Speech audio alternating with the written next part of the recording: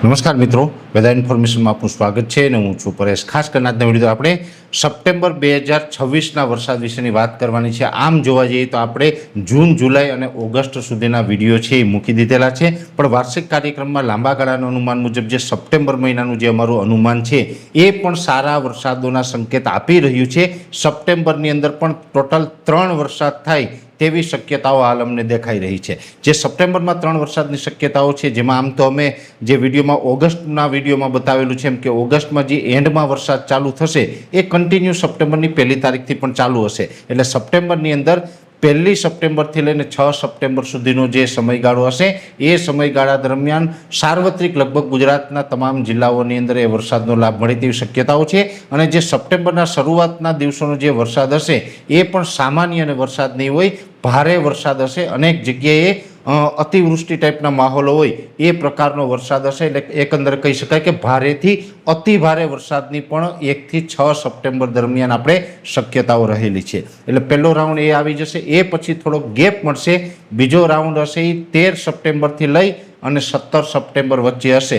જો કે 13 થી 17 સપ્ટેમ્બર વચ્ચેનો જે રાઉન્ડ હશે એ બહુ ભારે કદાચ નહીં હોય, એ હળવો સામાન્ય હશે અને એ પણ સાર્વત્રિક કદાચ નહીં હોય, અમુક જગ્યાએ હશે, અમુક જગ્યાએ નહીં હોય। અને એની અંદર પણ આમ તો ઝરમર જે વરસાદ પડતા હોય છે એ પ્રકારના ઝરમર વરસાદ એમાં જોવા મળી શકે છે। એટલે સપ્ટેમ્બરનો જે મધ્યકાળ હશે એ દરમિયાન વરસાદ ચોક્કસથી હશે, પણ વરસાદની તીવ્રતા છે એ ખૂબ નબળી કદાચ જોવા મળે તેવી શક્યતાઓ છે। છતાં પણ ઘણી જગ્યાએ 13 થી 17 સપ્ટેમ્બર વચ્ચે એક વરસાદની શક્યતાઓ રહેલી છે। એ પછી જે સપ્ટેમ્બરની 26 તારીખ હશે, 26 થી 30 સપ્ટેમ્બરનો જે સમયગાળો હશે, એટલે કે સપ્ટેમ્બરનું જે છેલ્લું અઠવાડિયું છે એની અંદર ફરીથી પાછા ગાજવીજ, પવન સાથે તોફાની વરસાદ હશે ને એ વરસાદ પણ ખૂબ સારા હશે અને ગુજરાતના 50 થી 65% વિસ્તારને એ વરસાદનો લાભ મળે તેવી શક્યતાઓ છે। એટલે આ રીતે સપ્ટેમ્બરની અંદર ટોટલ 3 રાઉન્ડ આવવાના છે ને 3ય રાઉન્ડ છે એની અંદર અલગ અલગ એની તીવ્રતા હશે ને 3ય રાઉન્ડ વચ્ચે અલગ અલગ ગેપ હશે। મહત્વનું એ છે કે સપ્ટેમ્બરના શરૂઆતના જે 6 દિવસ હશે એમાં ભારેથી અતિ ભારે વરસાદ હશે।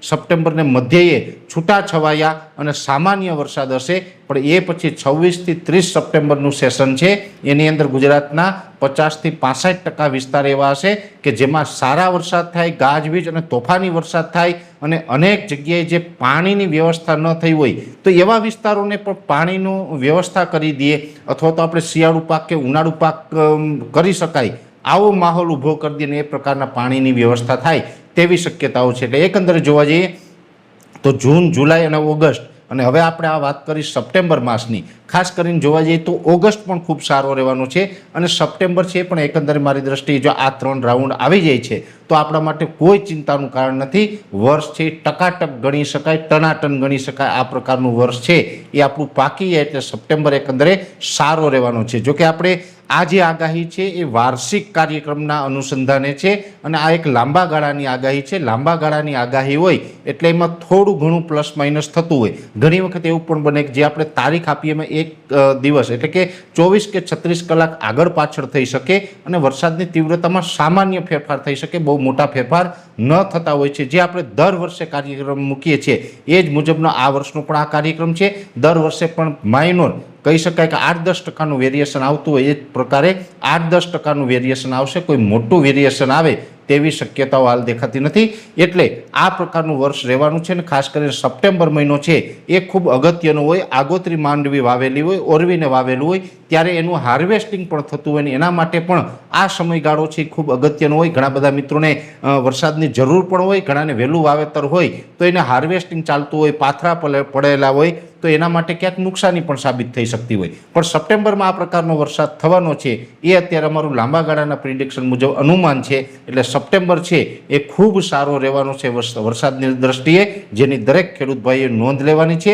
ઓક્ટોબર મહિનાની માહિતી છે એ નેક્સ્ટ વિડીયોમાં આપવામાં આવશે। અત્યારે આ વિડીયોની અંદર એટલું જ। અંતમાં દરેક મિત્રોને વિનંતી રહેશે કે આ વિડીયોને લાઈક આપીને દરેક ગ્રુપમાં શેર કરી દેવો। જો તમે એમને યુટ્યુબ ઉપર જોઈ રહ્યા હોય તો ચેનલને સબસ્ક્રાઈબ કરજો, સાથે અમારું ફેસબુક તથા ઇન્સ્ટાગ્રામ આઈડીને ફોલો કરજો। નમસ્કાર।